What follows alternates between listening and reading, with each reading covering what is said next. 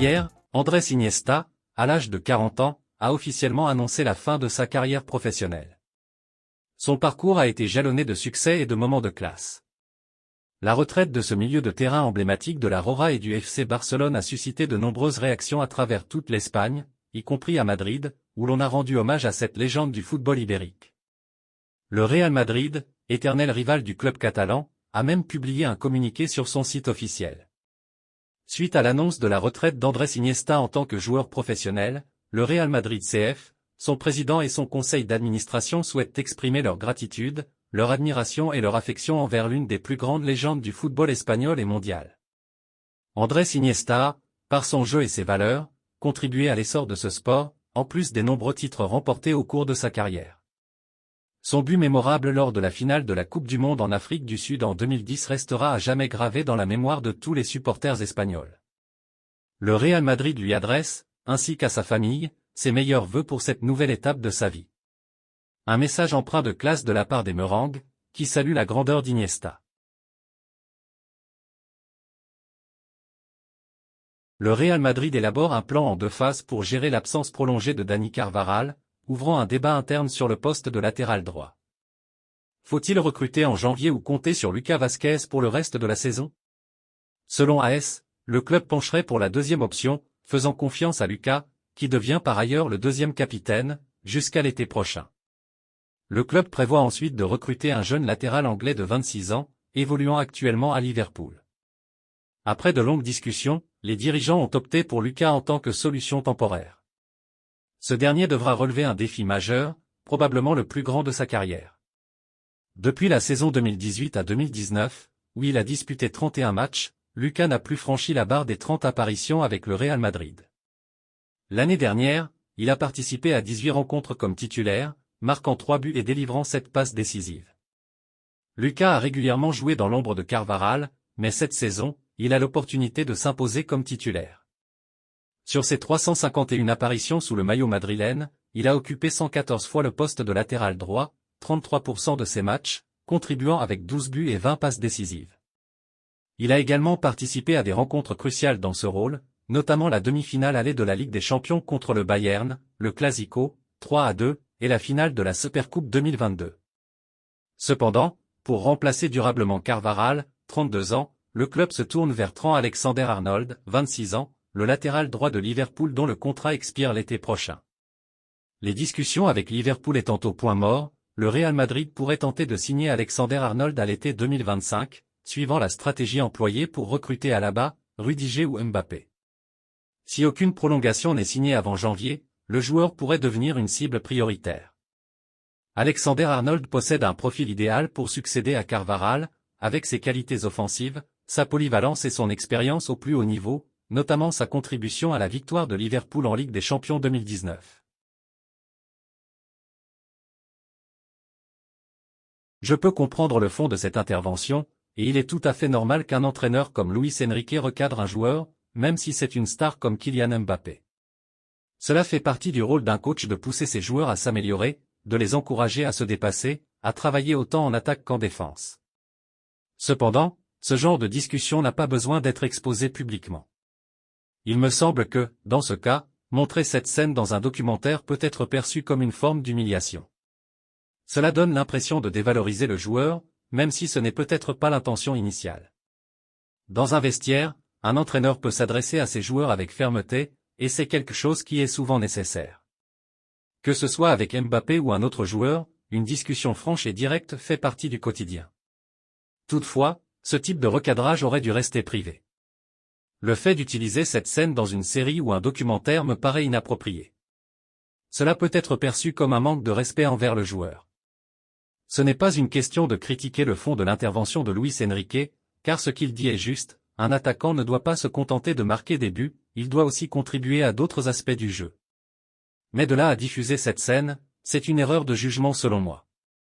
Si j'étais à la place de Kylian, je n'aurais probablement pas permis qu'une telle scène soit rendue publique.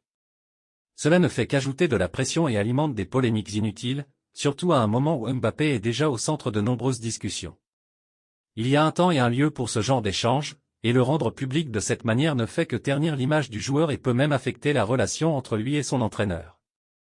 En tant qu'ancien joueur, je pense qu'il y a des limites à ne pas franchir, et dans ce cas précis, on aurait dû s'en tenir à une discussion privée, loin des caméras. Au fur et à mesure que la saison avance, la position de Rodrigo au Real Madrid semble de plus en plus fragilisée par le changement de système de jeu. Alors que le début de saison des Merengues est plutôt morose, la question de la place de Rodrigo fait régulièrement débat. Le Brésilien pâtit du retour au système en 4-4-2 avec Bellingham en meneur de jeu et une attaque à deux pointes composée de Vinicius et Mbappé. De plus, Rodrigo est souvent le premier joueur offensif remplacé avant la fin des matchs. Par exemple, Rodrigo n'a disputé qu'un seul match en intégralité, 90 minutes, sur les 12 rencontres depuis le début de la saison. Contre Villarreal, il est entré à la 71e minute à la place de Mbappé, après avoir été écarté du 11 de départ pour des douleurs au dos.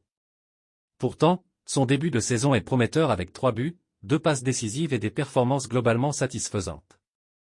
Le seul match qu'il a joué en entier était contre Mallorca lors de la première journée de Liga, où il a marqué le seul but de la rencontre. En Supercoupe d'Europe contre l'Atalanta, il a disputé 76 minutes, et en Ligue des Champions face à Stuttgart, 75 minutes. En Liga, il a pris part aux 9 matchs du Real Madrid, 6 fois titulaire, 3 fois remplaçant, pour un total de 77% des minutes jouées. Le passage d'un système en 4-3-3 à un 4-4-2 semble cependant lui être défavorable, avec Vinicius et Mbappé considérés comme intouchables par Ancelotti, malgré des performances en demi-teinte. L'entraîneur italien paraît déterminé à conserver ce système pour les prochains matchs face au Celta Vigo, 19 octobre, Borussia Dortmund, 22 octobre, et Barcelone, 26 octobre. Rodrigo a déjà exprimé à demi-mot son mécontentement face à l'importance accordée à Mbappé, Vinicius et Bellingham à son détriment. Sa non-sélection parmi les 30 nominés au Ballon d'Or a suscité une nouvelle polémique. Ancelotti avait alors commenté, « Il n'a pas été reconnu à sa juste valeur. Il méritait d'être dans les 30, sans aucun doute. Je comprends qu'il soit contrarié. Ils ont oublié ce qu'il a fait en Ligue des Champions, notamment contre City. » Malgré ces paroles, l'entraîneur semble prêt à sacrifier Rodrigo si nécessaire, comme le montre l'importance croissante du 4-4-2. La saison dernière, avant l'arrivée de Mbappé, Rodrigo était pourtant l'un des joueurs les plus utilisés, avec 3707 minutes de jeu et 17 buts marqués. Samedi dernier, Dani Carvajal s'est gravement blessé au genou droit, souffrant d'une triple fracture qui l'éloignera des terrains pour au moins 1 an. À 34 ans, l'Espagnol rejoint malgré lui une liste déjà longue de joueurs du Real Madrid ayant subi des blessures similaires, notamment Courtois, Militao, et David Alaba.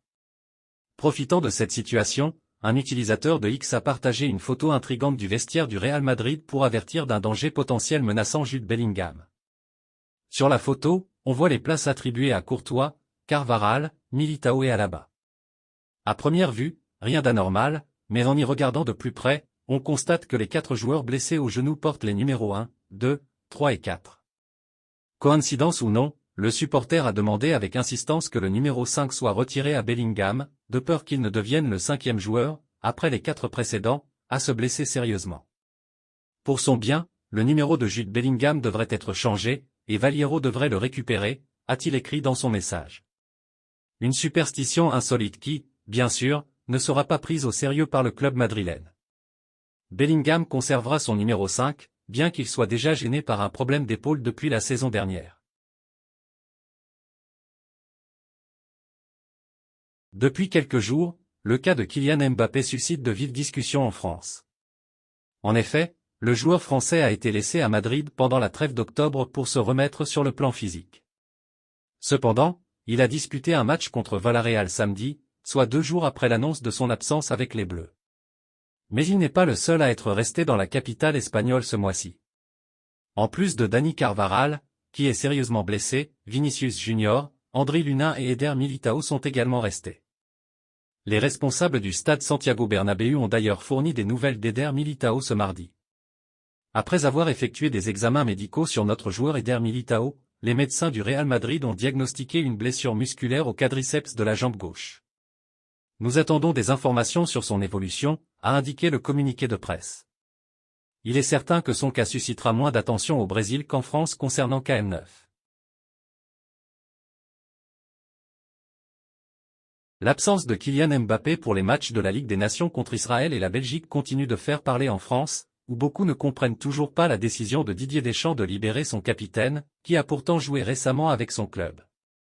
Pour apaiser les tensions à Clairefontaine et recentrer l'attention sur les prochains matchs, Deschamps a accordé une interview à la FFF pour expliquer sa décision de ne pas convoquer le joueur du Real Madrid. Les intérêts des clubs et des équipes nationales sont parfois contradictoires, et il ne faut pas oublier que l'employeur principal d'un joueur est son club, et non la fédération, a expliqué Deschamps. Ce qui compte avant tout, c'est l'intérêt du joueur. Je sais bien qu'il ne souhaite pas se mettre en opposition ni avec son club ni avec l'équipe nationale, a-t-il ajouté, précisant qu'il avait discuté avec Mbappé avant de prendre cette décision. Cependant, ces explications ne convainquent pas les journalistes et observateurs en France. Je suis un peu perplexe. Il y a un vrai malaise dans cette situation, a déclaré Éric Dimeco sur RMC. La communication autour de cette affaire a été très maladroite depuis le début. Des joueurs qui choisissent de ne pas rejoindre l'équipe nationale, cela s'est déjà vu, parfois pour des raisons de santé ou pour privilégier leur club. Mais il y a une manière de le faire, et une façon de gérer la communication. Là, rien ne va, a-t-il déploré. L'ancien joueur de l'OM a poursuivi. Je pense que Didier Deschamps a été surpris de voir Mbappé titulaire contre Villarreal samedi, ce n'était sûrement pas ce qui avait été discuté. Il pensait vraiment que Mbappé allait se reposer. Quand il l'a vu jouer, ça a créé un malaise. Ensuite, il a dû s'expliquer face aux questions, et cela a accentué la confusion. Il y a eu une erreur stratégique entre Mbappé, le Real Madrid et l'équipe de France. Dans une autre émission sur la même antenne, Daniel Riolo a donné son avis sur l'attaquant. On constate que Mbappé fait ce qu'il veut, sans se soucier de ce que les autres pensent. Il gère sa carrière comme il l'entend, et c'est quelque chose que l'on savait déjà.